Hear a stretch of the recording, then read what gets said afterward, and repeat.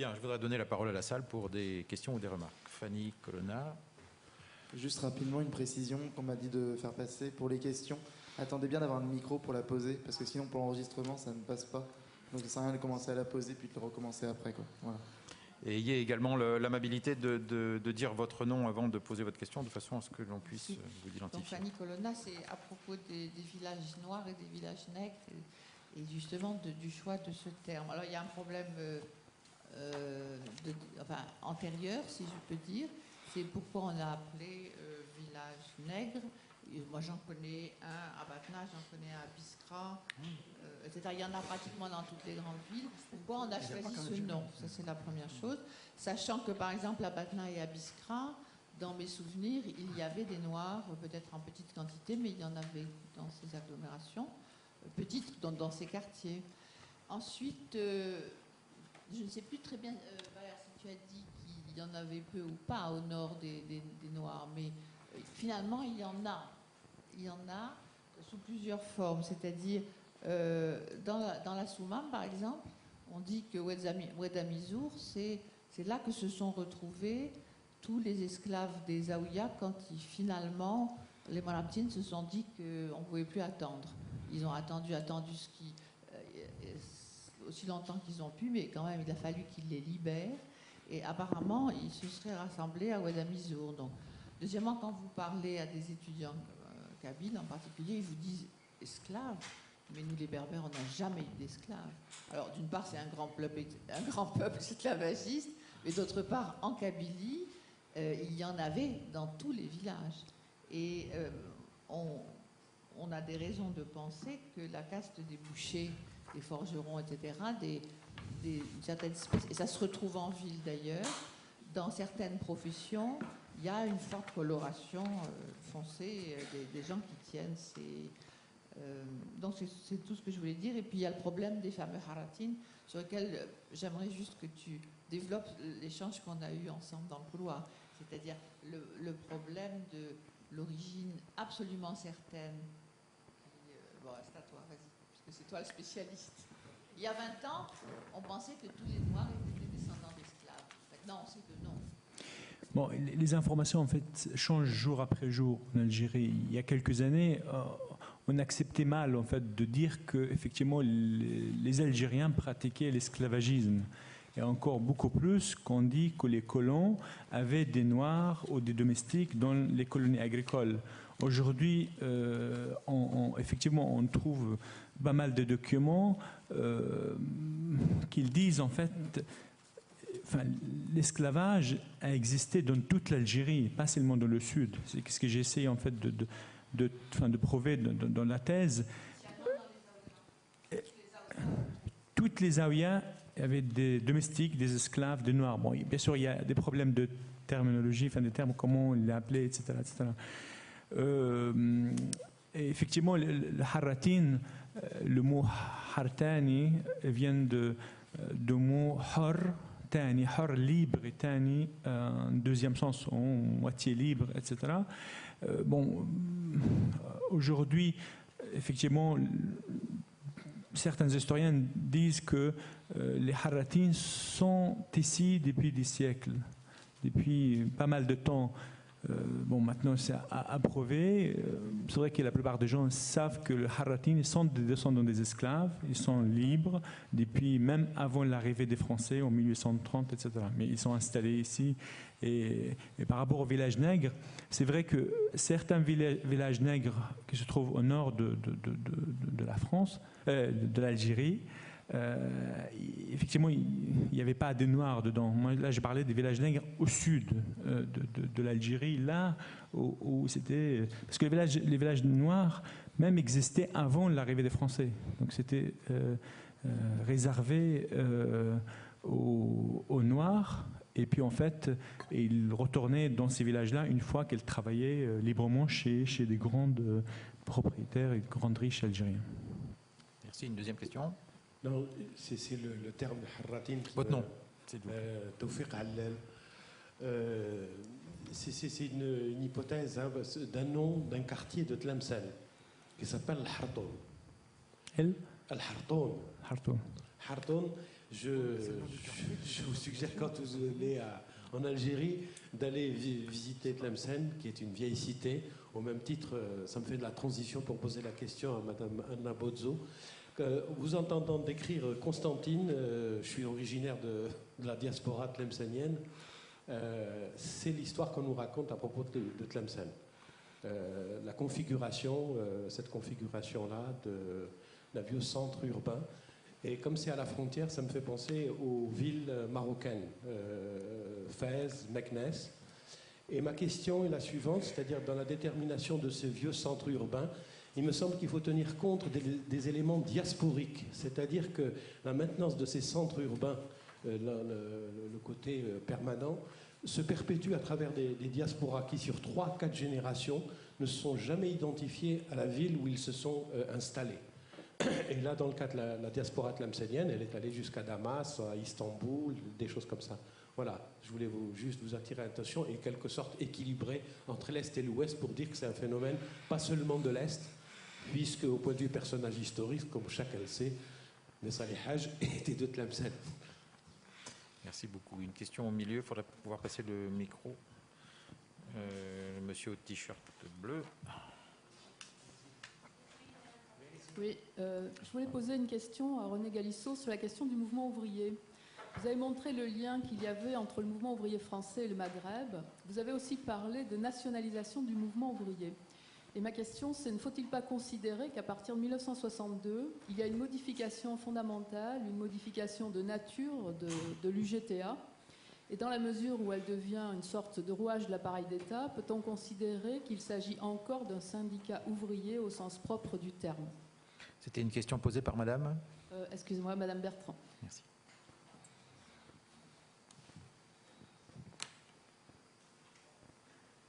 Réponse de René Galissot. Je réponds tout de suite, là. Ah oui, non, c'est évident. La modification de 1962, mais ce que j'ai voulu le montrer, c'est que c'était préparé. Que la formation du syndicalisme d'encadrement en 1962, il devient d'État, bureaucratique, diplomatique, etc. Mais c'est la préparation qui me semble intéressante.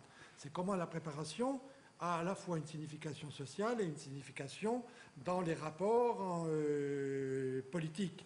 Et comment elle se produit dans la nationalisation du mouvement, si j'ai pu dire. La nationalisation du mouvement, puisque les Algériens sont largement majoritaires dans le mouvement syndical, et parce que c'est l'aspiration nationale, disons pour simplifier, qui devient le motif de contestation ou de lutte. Alors là, c'est intéressant de voir, pratiquement, il faut couvrir l'espace, disons, 1945-1962. 1962, vous avez raison, c'est la réalisation. Merci. Une autre question? Oui, je me suis M. Boblin. Je voudrais intervenir, non pas en qualité d'historien que je ne suis pas, mais en tant qu'habitant de Constantine, où j'ai vécu pendant toute mon enfance, et mon adolescence et ma jeunesse. Alors, je n'ai pas beaucoup reconnu Constantine à travers ce que j'ai entendu dire sur Constantine. Premièrement, lors de la percée du mur de Constantine, lors de la brèche qui a été occasionnée par les canons de la Mauricière, immédiatement, l'armée s'est installée dans Constantine, après des pillages d'ailleurs nombreux que des officiers de l'armée qui ont participé à cette action décrivent très largement, mais ils se sont installés, évidemment, au seul endroit où ils pouvaient s'installer, là où les janissaires étaient précédemment, dans la Casbah. Il n'y a aucun plan préétabli d'invasion de Constantine par les militaires. Et comme ça ne suffisait pas pour leur cantonnement, ils sont installés également, un peu plus tard, sur le plateau du Mansoura, à Sidi Marouk supérieur. Mais il n'y a jamais eu vraiment de plan destiné à détruire la Médina, détruire la vieille ville, etc. D'ailleurs, ce qu'il faut remarquer en Afrique du Nord, toutes les Médinas ont subsisté.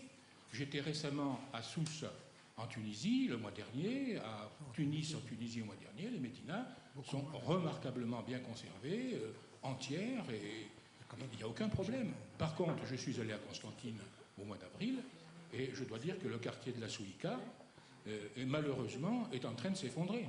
Est en train de s'effondrer par manque d'entretien. Hein. Mais la Médina est restée à peu près ce qu'elle était, sauf évidemment que les 600-800 premiers Français qui se sont installés, Français ou Maltais ou Italiens, qui se sont installés à Constantine dans le sillage des troupes d'invasion, se sont installés progressivement autour de la brèche qui avait été faite dans les murs, et notamment dans le quartier situé entre la Casbah et la place de la Brèche, où ont été construites la préfecture, la mairie, etc., un quartier européen. Alors, d'autre part, il y a eu effectivement des aménagements, il y a eu des percées faites dans la vieille ville, exactement comme il y en a eu à Marseille et à Paris, sous le baron Haussmann. Hein, c'est à la même époque qu'on a fait de grandes percées dans le tissu ancien. À Marseille, on n'a pas hésité à traverser l'Acropole, à creuser l'Acropole pour faire l'avenue de la République. On a procédé de même. Et d'ailleurs, au cours de cette opération, effectivement, une zaouïa qui se trouvait près de la médersa a été un peu écornée. Mais pas du tout la grande mosquée. La grande mosquée qui se trouve place des Galettes, derrière le théâtre, n'a pas été touchée. Elle est restée strictement intacte. Voilà ce que je voulais apporter comme précision.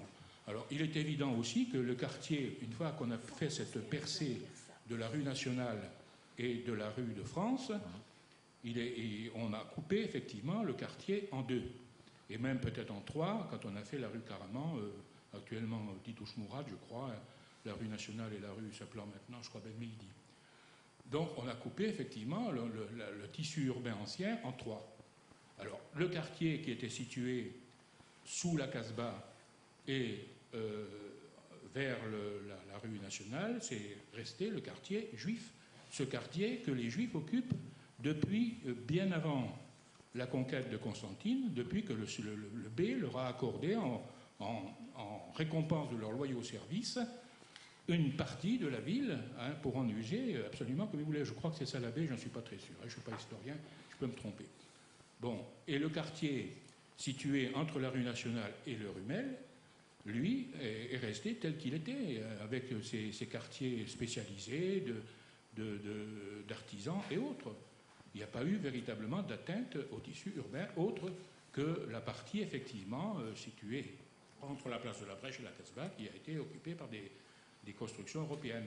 Par contre, l'extension de la ville, elle, s'est faite effectivement quand on a rasé le Koudiat sur le plateau du Koudiat, puis en direction de Saint-Jean, et quand on a reconstruit le pont d'Elkantara, qui avait été détruit par les troupes françaises qui marchaient au pas sur ce pont, il n'était plus très solide, et quand il a été reconstruit, de l'autre côté, on a reconstruit effectivement Alcantara comme un quartier européen. Mais on a autant que possible évité de trop mordre dans le tissu urbain ancien. Voilà ce que je voulais apporter comme précision, mais je vous dis en qualité d'habitant de Constantine qui a constaté les faits. C'est une des caractéristiques de l'histoire urbaine que de voir qu'il n'y a pas de ville unique, mais il y a toute une série d'images qui sont susceptibles de superposer selon le regard qu'on porte sur les agglomérations. Madame Bozo, vous voulez réagir à cette remarque? Oui, je veux dire que monsieur a eu l'honnêteté de dire, je ne suis pas historien, je peux me tromper peut-être. Bon, ce matin, on nous a rappelé qu'il ne faut pas confondre l'histoire et la mémoire. Donc, je n'ai pas grand-chose à dire, sauf que, par exemple, le pont d'Alcantara n'a pas été détruit par les troupes françaises, il s'est effondré. Et avec... voilà, et donc il a été reconstruit de manière très rapide, avant l'arrivée de la visite de Napoléon III en 1865. Je peux dire que c'était à l'époque l'unique pont et la ville n'avait pas encore commencé à s'étendre de façon tentaculaire comme cela a été par la suite. Sauf dans les années 30, nous avons déjà 6 ponts. Alors vous voyez, le problème c'est que dans le rétablissement d'une histoire urbaine, il y a des temps très longs et justement il y a aussi des techniques qu'il faut garder à l'esprit. Moi, j'ai voulu tout simplement dire par mon intervention qu'il n'y avait pas la possibilité à Constantine de pratiquer une ségrégation spatiale à l'intérieur du rocher et que les gens étaient très serrés et que cela a donné lieu à une société encore plus violente, encore plus, je veux dire, traversée par des tensions qu'ailleurs on n'a pas connues. Les cas de Tlemcen, évidemment, n'est pas les mêmes. Je voulais tout simplement souligner que la ville de Constantine par choix de ses occupants, a gardé son rôle central, c'est-à-dire situé au cœur de la Médina, au cœur battant de la ville. Et donc, quand vous m'évoquez Tlemcen sur laquelle je n'ose pas intervenir parce que je ne la connais pas, mais quand vous m'évoquez Fès, par exemple, Fès, il y a la Médina de Fès a été préservée par Lyautey en construisant une ville neuve où les Européens faisaient leurs affaires. Et la Médina a été préservée dans un Moyen-Âge qu'il a complètement déclassé et qui n'a pas permis à ses habitants d'évoluer au même rythme des temps, comme cela a été le cas pour la société constantinoise. Excusez-moi, non, on a une autre prise de parole ici. Oui, Maxime Gohin, j'aurais aimé demander à M. Galissot, est-ce qu'il y a eu dans les pays du Maghreb, et bien sûr spécialement en Algérie, un important syndicalisme agricole? Par exemple en France, quand le pays était encore aux deux tiers rural, les républicains au pouvoir avaient créé toute une série d'organisations. Dans les années 30, les communistes et les socialistes avaient développé leur implantation électorale par certain nombre d'actions. Alors est-ce qu'une des différentes branches que vous avez décrites a essayé à un moment ou à un autre, dans tel ou tel pays, de développer un syndicalisme agricole important? Alors, vous savez que les syndicats nationalistes, qui n'étaient pas particulièrement formés par des gens qui venaient de la campagne, mais également par des employés, des instituteurs, etc. Bon, les syndicats nationalistes, que ce soit l'UGTT, l'UGTA et parfois même l'UMT au Maroc, ont crié très fort que la CGT n'avait jamais syndicalisé les ouvriers agricoles. Et ça a été répercuté dans tous les programmes, y compris, c'est dans le programme de la Soumam, et c'est une des accusations assez répétées et assez virulentes de Fanon. Mais on oublie toujours que Fanon l'adresse pas seulement au Parti communiste ou à la CGT, il l'adresse au Parti nationaliste. Donc, c'est un problème polémique, je voulais dire. Mais ce n'est pas une raison pour ne pas le traiter. Bon, alors, ce qui est particulier, c'est que, notamment en Algérie, il y a une entrave au développement du mouvement ouvrier agricole. Pourquoi? Parce que la main-d'œuvre agricole est un formidable mouvement migratoire incessant, si je puis dire, puisqu'il faut toujours rappeler que, pas seulement dans l'Oranie, mais avec d'autres populations dans le reste du Maghreb, c'est les saisonniers espagnols venant d'Espagne, plus ensuite les déclassés venant d'Espagne, femmes comprises avec famille, qui ont formé la main-d'œuvre agricole. Et que les Algériens n'apparaissent dans la main-d'œuvre agricole que, disons, au XXe siècle pour aller très vite. Et vous avez, avec des décalages chronologiques, des choses semblables en Tunisie et au Maroc, et vous avez le fond migratoire propre, car l'Afrique du Nord n'a pas toujours eu ses frontières fermées. Il faut les États nationaux pour fermer les frontières. Les frontières d'État national, ça fait des réfugiés et ça fait des clandestins. Tout le monde sait ça. Enfin, tout le monde le constate. Tandis que l'Afrique du Nord coloniale, c'était une Afrique du Nord de circulation. Donc, vous trouviez les mineurs du sud tunisien, ben, ils venaient du Rif ou ils venaient du Souf, bien sûr algérien qui n'est pas très loin, mais ils venaient du Rif, ils venaient du sud marocain, etc., du Moyen Atlas. Vous aviez donc une circulation, non seulement par la migration coloniale, à la fois fixe et saisonnière, très importante, l'immigration saisonnière, on l'a oublié. La majeure partie des Espagnols ont longtemps été saisonnières. Bon.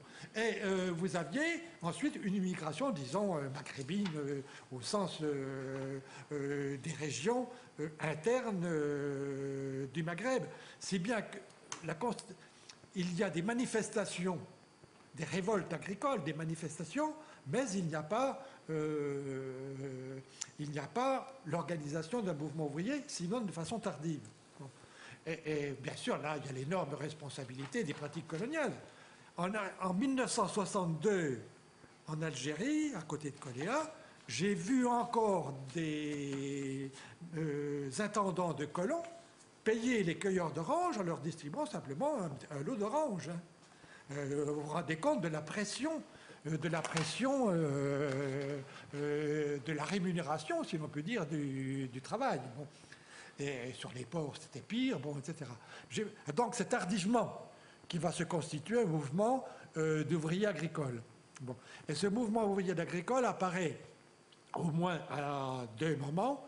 Il apparaît avec les grèves de 1936, car les grèves de 1936 ont été différentes suivant les pays du Maroc, les pays du Maghreb, mais en Algérie, curieusement, c'est les grèves qui se sont étendues de Bougie, Béjaïa à travers la Kabylie, et c'est les grèves de la viticulture, donc au sud d'Oran, entre Oran et Tlemcen, pour grossir, qui sont apparues, qui montées.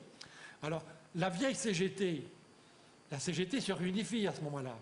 Les communistes de la CGTU reviennent à l'intérieur de la CGT, qui est tenue par des instituts socialistes, il ne faut pas rigoler. Bon. Donc, et alors ils ont peur. Ils ont peur de cette apparition des ouvriers agricoles. Alors, Pierre Fayet, qui est l'envoyé communiste de la CGT française en Algérie, a une idée qui est très très bonne. Enfin, une idée, il a une pratique, disons. Il va créer des groupes de syndicalisme agricole, parfois il appelle ça syndicalisme agricole ou syndicalisme paysan. Ils vont être alliés à la CGT, mais ils ne sont pas membres de la CGT puisque les instituts socialistes ne veulent pas voir arriver des ouvriers agricoles. Donc vous avez un moment de syndicalisation intéressante, là, à la faveur des grèves de 1936. Et vous avez surtout cette formule, je dis que c'est Fayet qui l'a inventée, il l'a pratiquée. Bon, Anconat a pratiqué la même en Oranie. Bon, les groupes d'ouvriers agricoles qu'il appelait des groupes paysans. Alors, le deuxième temps, ce sera bien après 1945 souvent, mais ce sera plus au début des années 50, quand le Parti communiste algérien, avec toujours la CGT bien sûr, va tenter de remettre en place des groupes paysans. Alors ce qui est remarquable, c'est que ces groupes paysans, on les trouve à nouveau dans deux régions très caractéristiques parce qu'elles vont entrer presque directement dans l'armée de libération. On les trouve au pied de l'Aurès, si je puis dire, au pied des Aurès, bon, et ils vont passer, même communistes, ils vont passer au maquis de l'Aurès, et on les trouve au sud de Tlemcen, non pardon, au nord de Tlemcen, à nouveau dans les zones agricoles, y compris à des cartes qu'on appelle maintenant Bimbadi, c'est qui est un centre viticole important, c'est amusant. Et ces groupes paysans, effectivement, vont donner les vrais premiers maquisards. Ils ne sont même pas passés par les combattants de la libération du Parti communiste. Voilà. Je suis désolé, mais il nous reste une petite pause de 17 minutes avant la reprise, donc à 17h dans l'amphithéâtre ici. Merci.